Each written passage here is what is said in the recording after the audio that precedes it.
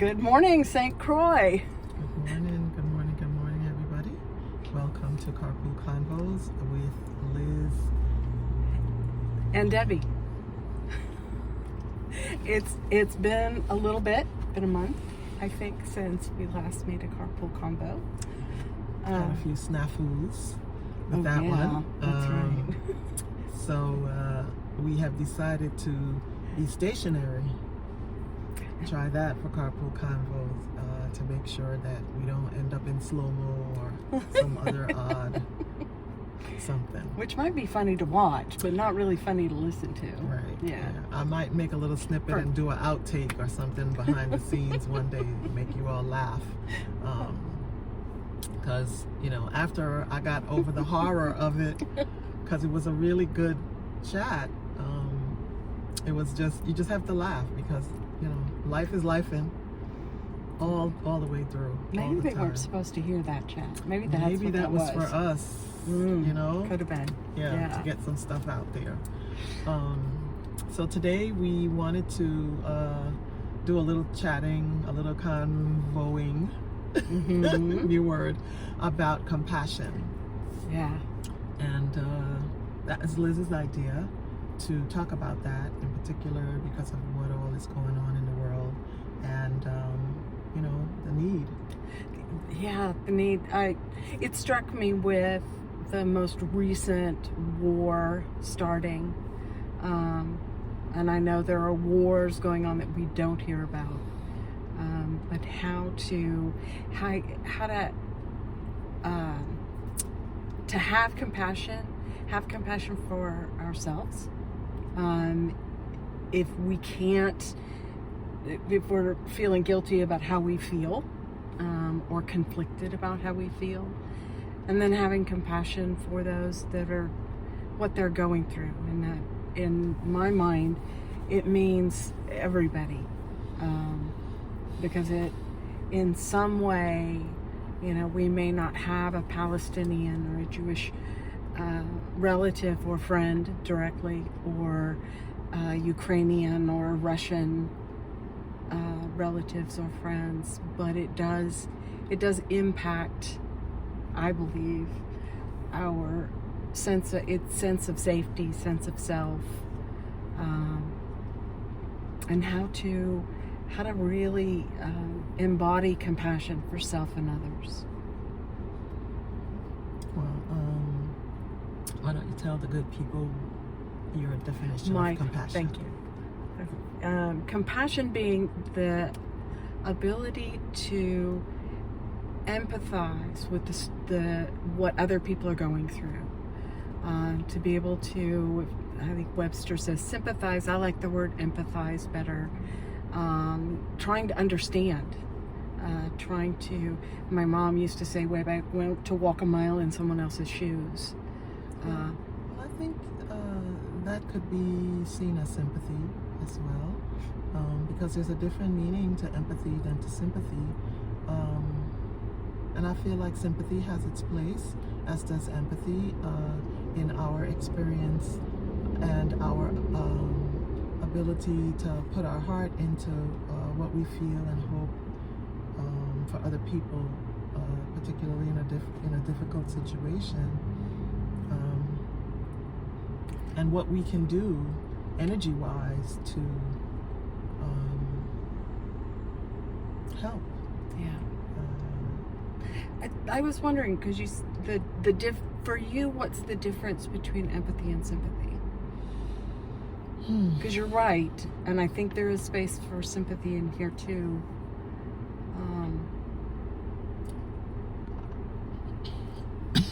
Excuse me.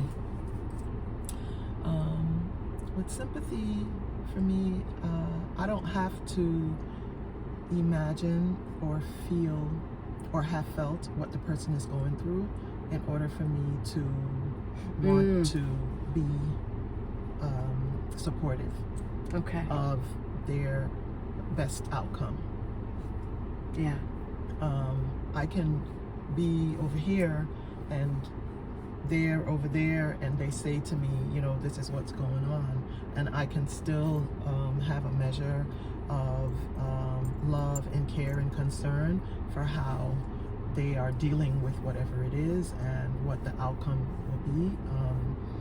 And empathy to me is more, I'm actually sort of embracing more what they're going through.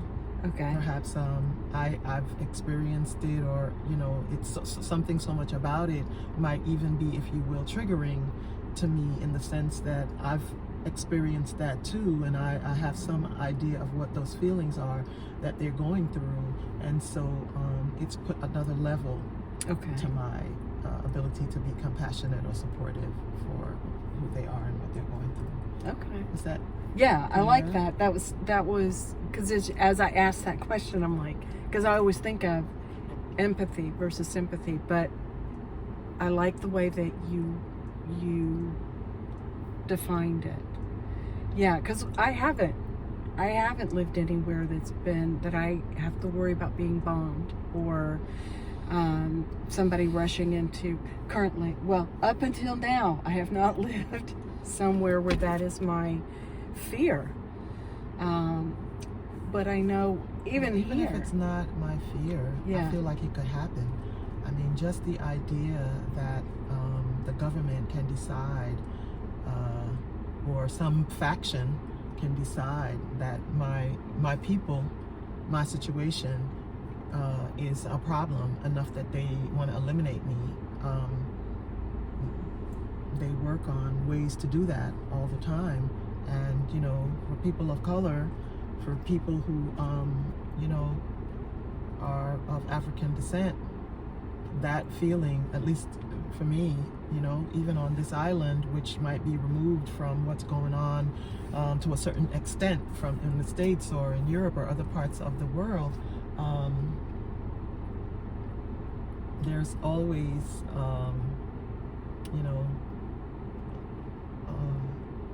a level of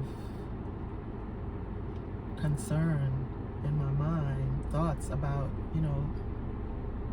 how people who have that colonialist mentality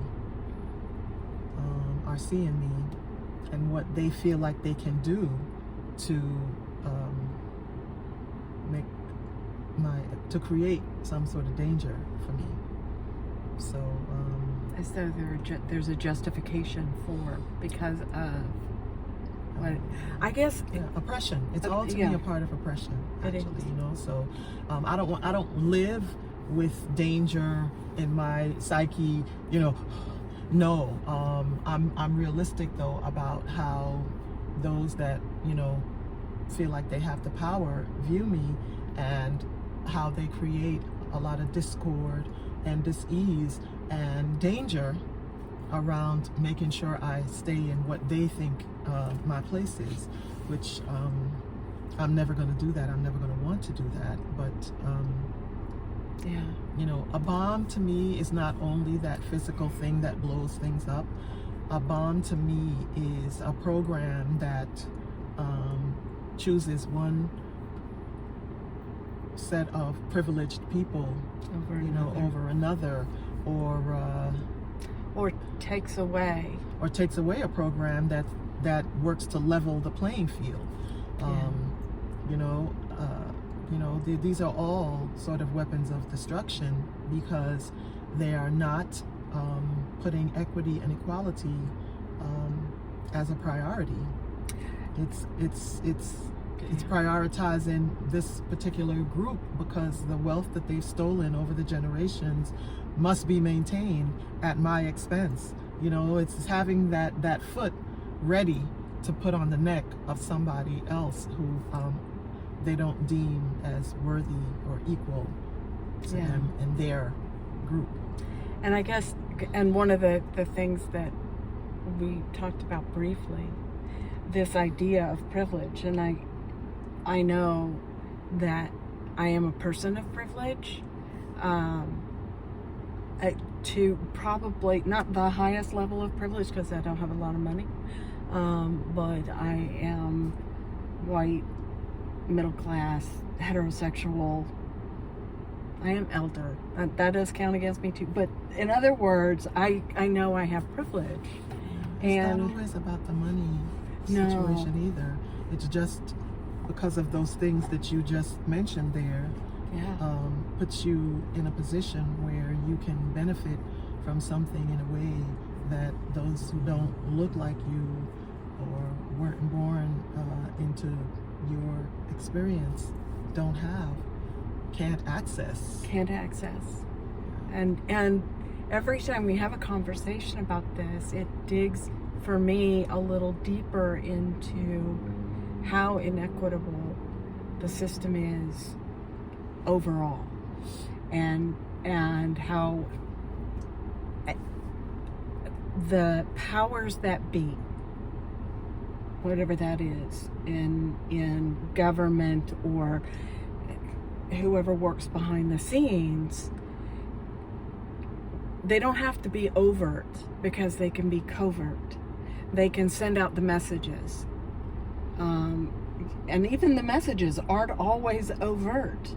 Most of the time they are. I know, and they get in, and it isn't until I take time to listen to, or to have a conversation with you or Shalene or Kathy, that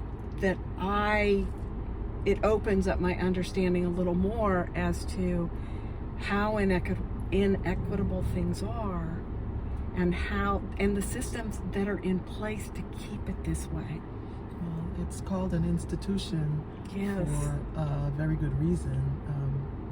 It is a complex, carefully thought out, long-standing, generational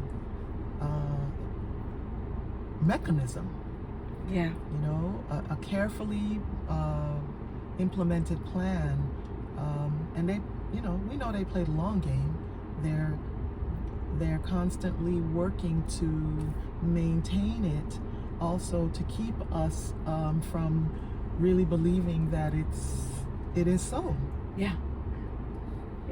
Debbie would always talk about on our rides in about when I would bring something up and the feeling that it was a distraction, because now oh my God, we're talking about that, so we're not paying it.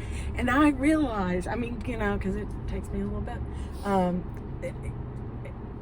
there's so much truth to that, it's horrifying. My first thought when I heard about the war in Israel and the bombing, the whole thing, I thought, who's doing this and why?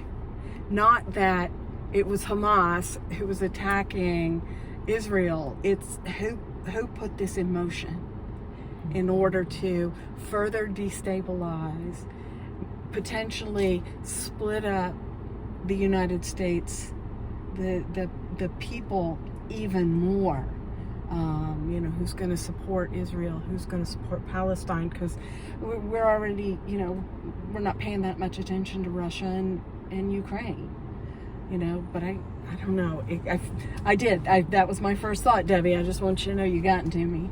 I'm like, it's sad. And there are many conflicts in many parts of the world, in African countries. Oh, yes. There's devastation that is being brought into play in many parts of the world, much as you said earlier, that we don't ever hear about.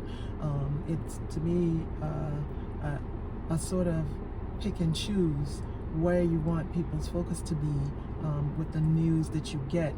And most of it is crafted as well, so that, some things are not, you have to dig deeper in order to get more of what's really happening, or perhaps even sometimes listen to people who are not established, news makers. Yeah. That's a good word, newsmaker.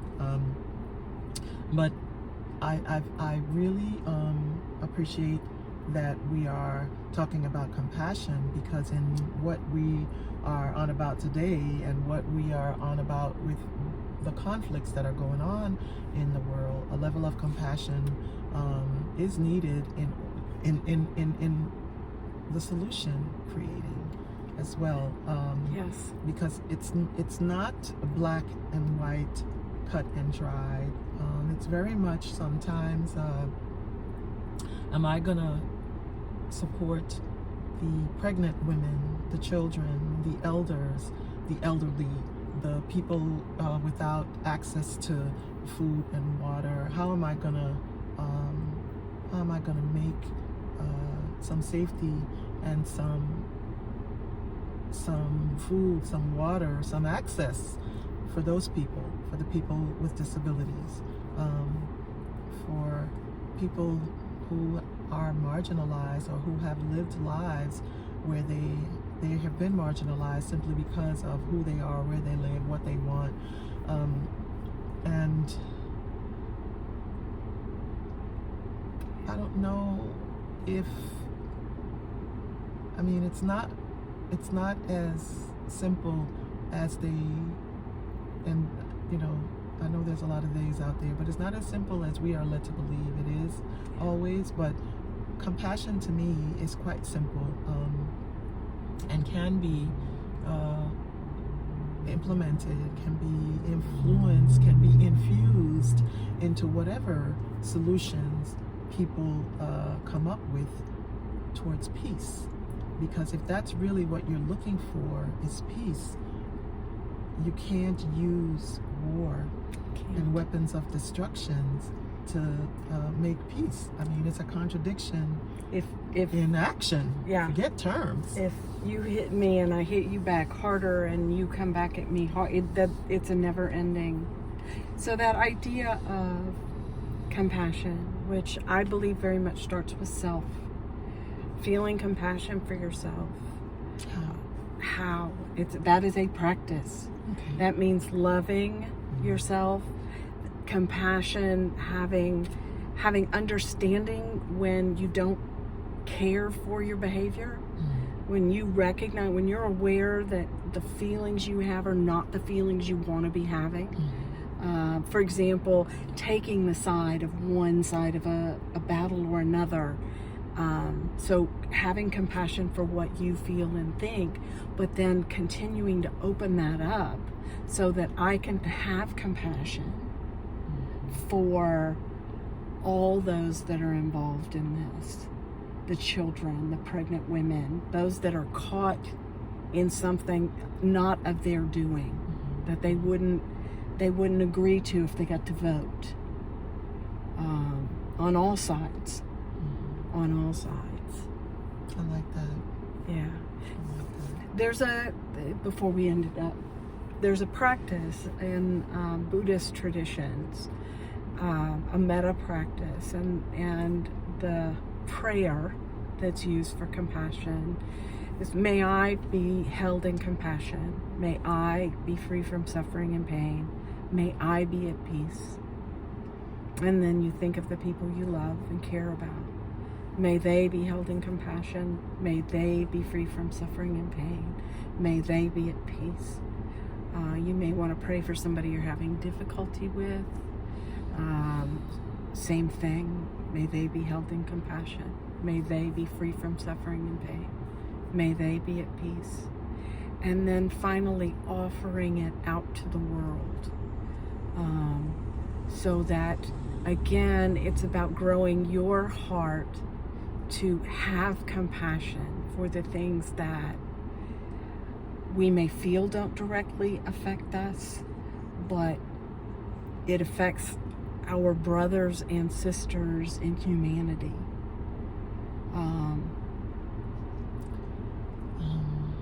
Everything affects everyone. Yeah.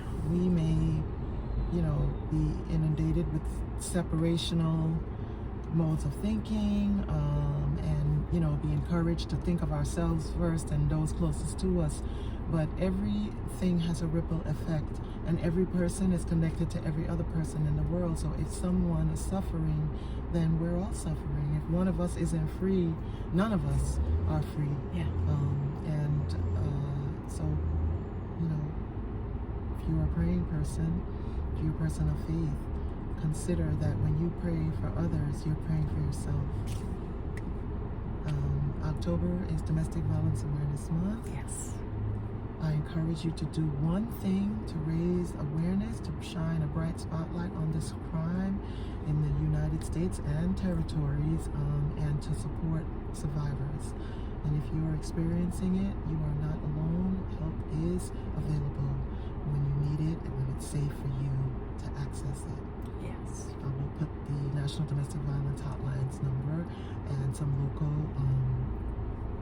places where you can get some help in the description. Have an awesome Saturday. Peace and blessings wherever you are. Yes.